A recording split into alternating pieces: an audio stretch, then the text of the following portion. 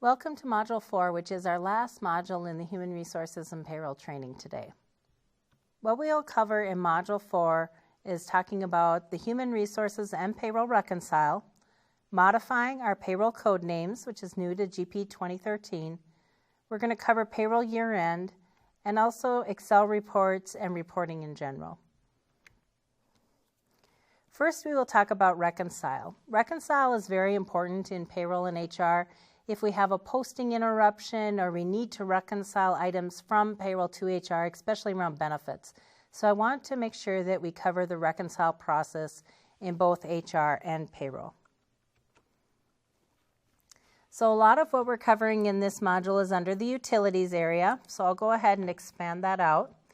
And first I'll click on Payroll and Reconcile.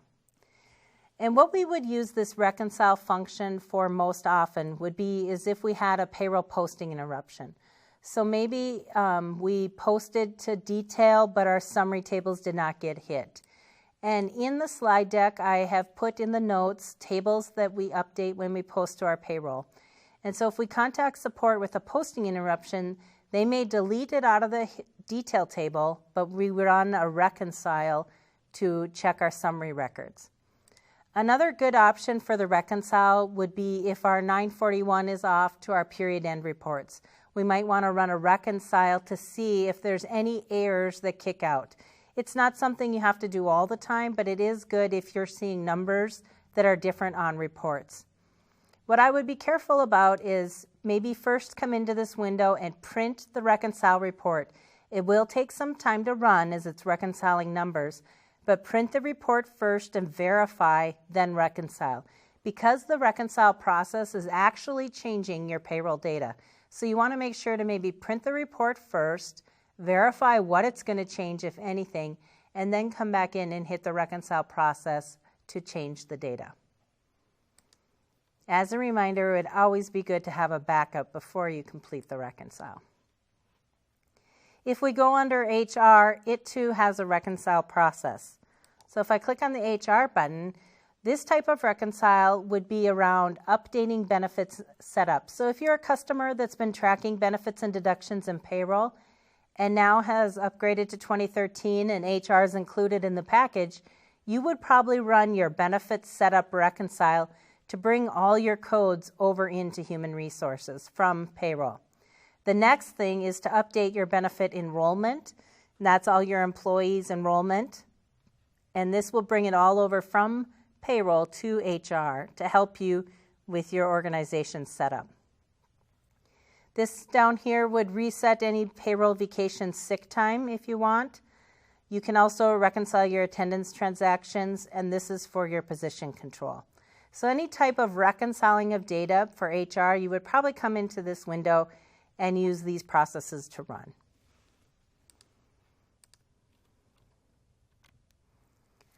Another feature to GP 2013 is something that we hear a lot from customers, and that is changing a code name.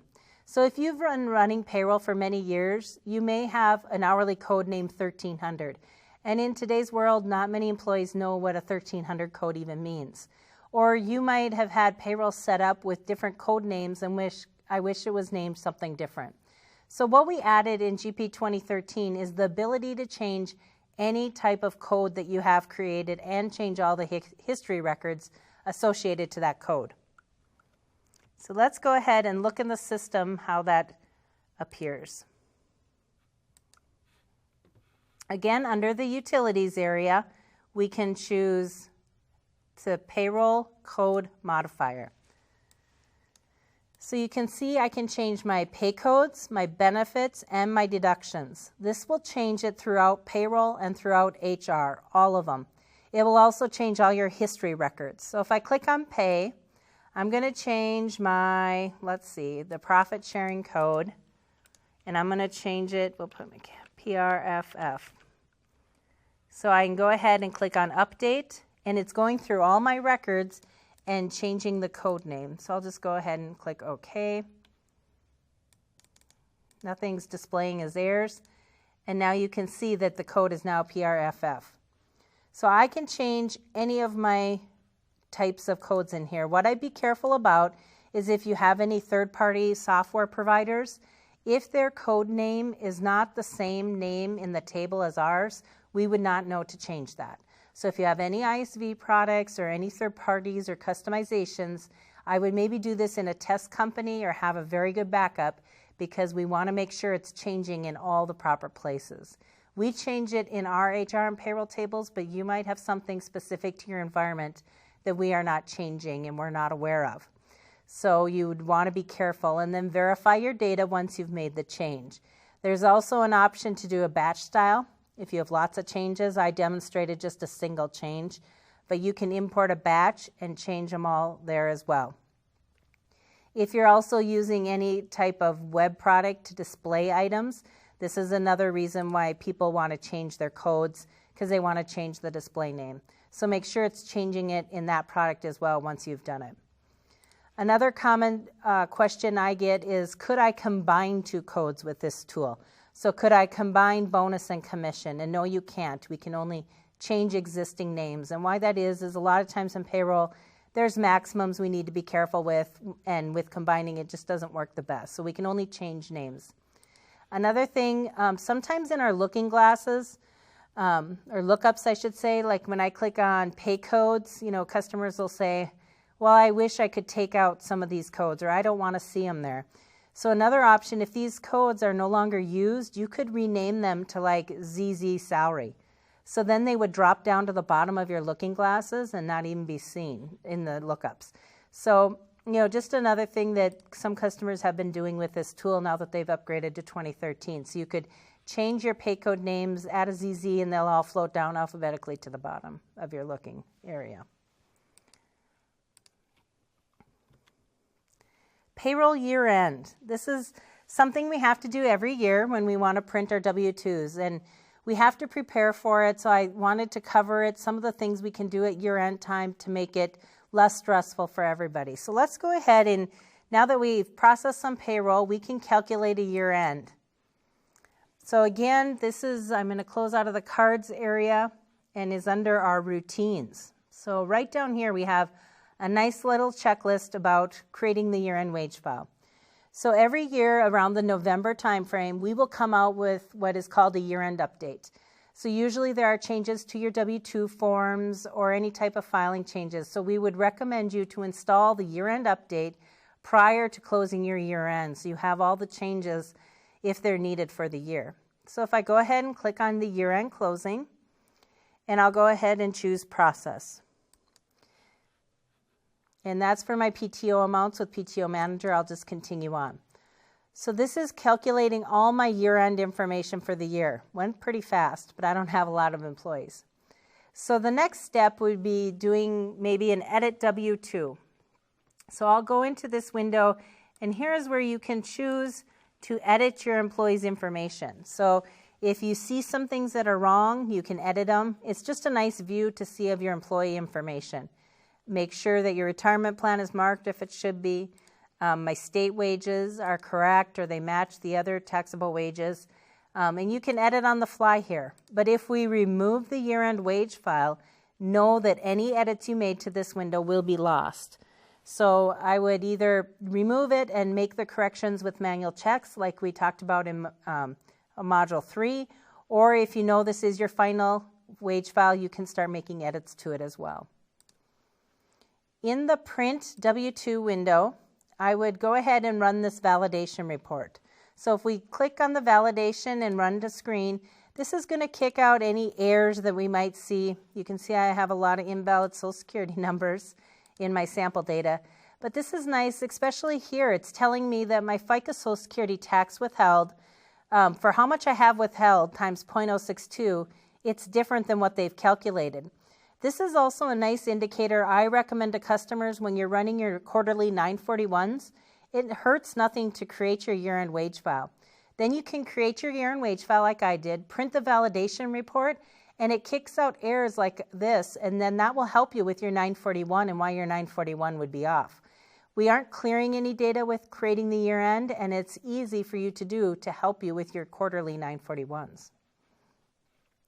So you might want to make some of these fixes with manual checks. This is probably erring because of the manual check I did in Module 3 where I updated my wages. And also any invalid Social Security numbers. It also checks your addresses and just some common things that would get rejected by the IRS when you submit your file. We have W-2 form alignments, and then we have W-2 forms. In our W-2 forms, we don't actually print the form, so you would want to purchase pre-printed W-2 forms and put them in the printer and then run and print your W-2s. If we look at the W-2 forms, we support the one-wide continuous. Again, the continuous is the dot matrix. Then we have the one-wide single feed and the 4-up laser. I'd say the last two are the most common, the 4-up. And then even though it says one-wide single feed, that's going to be 2 per page. So it's 2 on the single feed.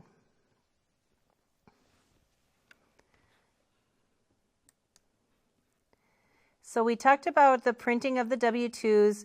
We looked at the editing of the W-2s, and you can edit your W-2s to make sure everything's correct before you print them. If you paid any of your employees with a pension pay code, which I have not, you can go in there and print your 1099-Rs as well for your pension employees. There is a year-end wage report that is nice, and you can run that to see your year-end information. A lot of people might run that to screen or print it. It may get quite large, but with your year-end wage report, you can verify pretty much everything that's in the Edit W-2 window. So you can run your year-end wage report and print it and start verifying information. You can create, as I said before with the 941s, you can create your year-end wage at any time. So even if it's November and you want to start preparing for year-end, you have a little time on your hands, go ahead, create your year-end wage file, print the report and the validation report, start fixing any address problems you might have. Anything that you see on the employee record to save you time now, you can start fixing on the employee record prior to year-end. You can also start looking at any wage problems as your state wages don't match. Anything you do at year-end, you can do earlier to help prepare you for year-end. The last option in the year-end is the W-2 electronic file. So what used to be called magnetic media or EFW2 filing, we create the federal formatted file. The federal formatted file would also include any states. So if your state accepts the federal formatted file, you can send the same file to your states. So this will go ahead, any changes that are made will be in the year-end update. You can click on this icon that brings you back into your employer information to make sure it's all filled out. And just go ahead and create the file. And that'll create a file into your area that you have it saved, and then you can run it. I would recommend to run it through the AccuWage software. That's a free download from the Social Security Administration, and that will kick out any errors that they would kick out on the file prior to you sending in the file. So I would recommend every year they send out an AccuWage program for that year to download it, run this file through there to kick out any errors and fix it before you submit the file.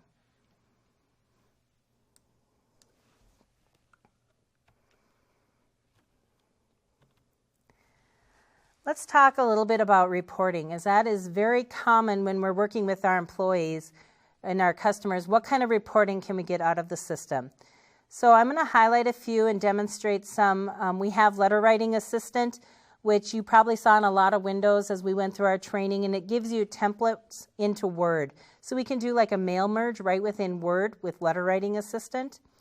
We also have been bringing on a lot of Excel reports. A lot of our customers like data in Excel. Excel is easy to manipulate. They're used to Excel, and why not get the data into Excel? So we've created a lot of default Excel reports that I will show you today that help customers get their data into Excel. We also have Smart List. I will show you a benefit Smart List that dumps, again, all your data into a very nice formatted file that an end user can look at and review for information. We've also added a lot of emailing of reports. A lot of customers like to email reports, and so you could create a listing of all your managers and email out specific reports to those managers. So a lot of capability with reporting, and I'll just highlight a few of them today. So our default reporting tool is what we call Report Writer. So if we go into Reports, I'll expand out this right here.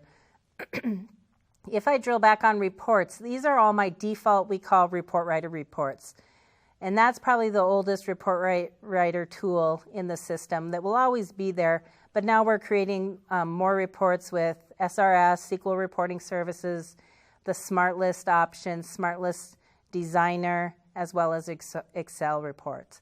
But these will always be listed here. So if I click on, for example, my quarter end reports, this is where you're going to print your 941 preps and forms for each quarter, writing your quarter end reports.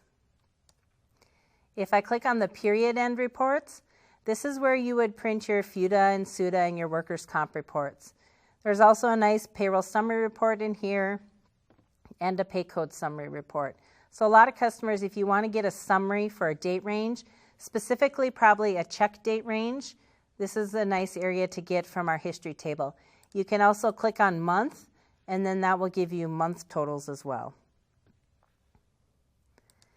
When I'm on my Human Resources and Payroll homepage, I can click on Excel reports. So you can create your own Excel reports, but these are all the default Excel reports we've added for you into the system. So if you have not deployed your Excel reports, I have a link to a knowledge base article in my slides that tells you how to deploy these Excel reports. You just have to do that one time, and then these Excel reports will be here for you. To highlight a few, I want to go down and click on the HRP combined Excel reports. And if I click on View, this is going to open up Excel. And let me enter my username and password. So why we called this an HRP combined, and this is just a sample template. You can change this up as you want, but it's going to list all your pay codes to your employees, our primary pay rates. So you can see Pilar Ackerman, he has multiple pay codes. But then I also have my vacation and sick time. Those are my time codes in HR. And we have liability. So it takes your available balance times your pay rate to get your liability. So we didn't have a liability report in the product. And some of our customers ask, can I get a liability report and then put that liability over into general ledger? So what we did was we created this Excel-based report, which you could sum up. You could take out other items you might not want in here, but in general, it gives you a liability report where you could run, if it's monthly or quarterly, sum up that liability and post it into your general ledger accounts. Another common one I want to go down a little bit more is that we have is the primary pay. So we have a lot of reports that show you your employee's primary pay rate and what they're getting paid, but it's mixed up with a lot of other options in the report, and it might get too big. So a lot of customers just want a primary pay report. Give me my pay codes and my pay rate, and that's what this report does. So it gives you all your employees, your pay codes and your pay rate. And you can see that's my primary pay code box check. So again, you can dump this to Excel. You could slice and dice it. You could add departments and positions, do whatever you want. But basically, it's getting the data out of the system very quickly into Excel for you. I'll go into my home page, and then I'll go into Smart List. This is another area that a lot of customers like to use because it's an easy way to see your data. And you can see it's all based on your roles. So not everybody user would be able to see human resources and payroll data. So if I click on the HR, these are default out of the box. So if I click on applicant, it's going to list all your applicants. I can go ahead and click on columns. These are default columns, but I can go ahead and click on add, and maybe I want to see the apply date in here. So I just double click, I can add that. I really don't want the zip and the state, nor the city, and there it's refreshing my data. I can take and dump this to Excel. I can save it as a favorite as well for all my users to see that have access to it. So a lot of customers like the Smart List because it's an easy way to get to your data, and they can add columns and remove columns. If we look at the employee benefits, this is a popular one because it's listing all your employees and your benefits. So remember how we talked about the 4 kinds of benefits, medical, retirement? This is going to be your kind of benefit, your eligibility date, begin date, cost to employee, cost to employer. A lot of them like that. I could sort, I could restrict on just medical. So you can click on a search and just say, give me all my medical benefits. So a lot of customers like that one around HR. I'll go back into Smart List. And then if we click on payroll, and probably employees is the most common. So this is pulling from your payroll master table, UPR 00100. And so it's listing all your employees. I can click on employee ID to do some sorting that way. I can add columns again. If I click on columns, I can go ahead and add. If there is something that maybe it's listing my inactive employees, I can add the inactive column. Let's see if I can arrow down.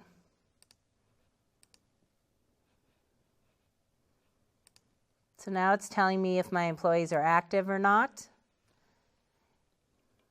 I have, if you go down to the bottom left, I have 30 employees listed. And so now if I go ahead and do a search, I should maybe be able to say only where the active is set to no. So if I say inactive is equal to no, let's see what I get. So here's all my active employees. So I had 1 inactive employee. You can now see I have 29 employees. So it gives you a nice count. And again, dumps to Excel, and you can add and remove columns. Another thing I want to talk about with Smart List is if you ever hear anyone say creating empty Smart Lists. So when we looked at running payroll, if there were things we forgot in our payroll process, common things when you're setting up an employee that cause you errors when you run payroll, someone will say, create an empty Smart List around it. So create an empty Smart List if you don't have any state tax record assigned to the employee. So then you can run that Smart List, and we don't want any data appearing because we want it to be empty. Then we know there's no errors.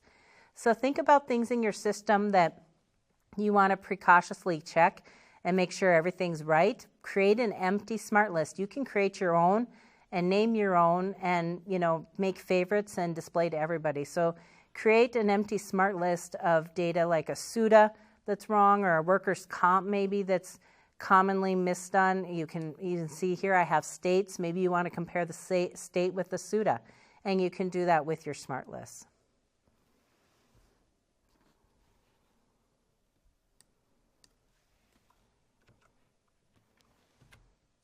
So what we learned today in Module 4 in HR and Payroll is we learned the Reconcile function for Payroll and HR and how it uses and impacts the system. We also talked about modifying payroll codes, which is new to Microsoft Dynamics GP2013. We discussed a little bit about reporting. We looked at the Excel reports and the Smart List reports that are out of the box for you in the system. And then we processed running a year-end close and how we can use that validation report to complete the information in our system. This concludes our Human Resources and Payroll training today. I would like to thank you for joining me today to learn about Human Resources and Payroll. I wish you the best of luck as you go on and implement your Human Resources and Payroll product in Microsoft Dynamics GP 2013 and beyond. Thank you.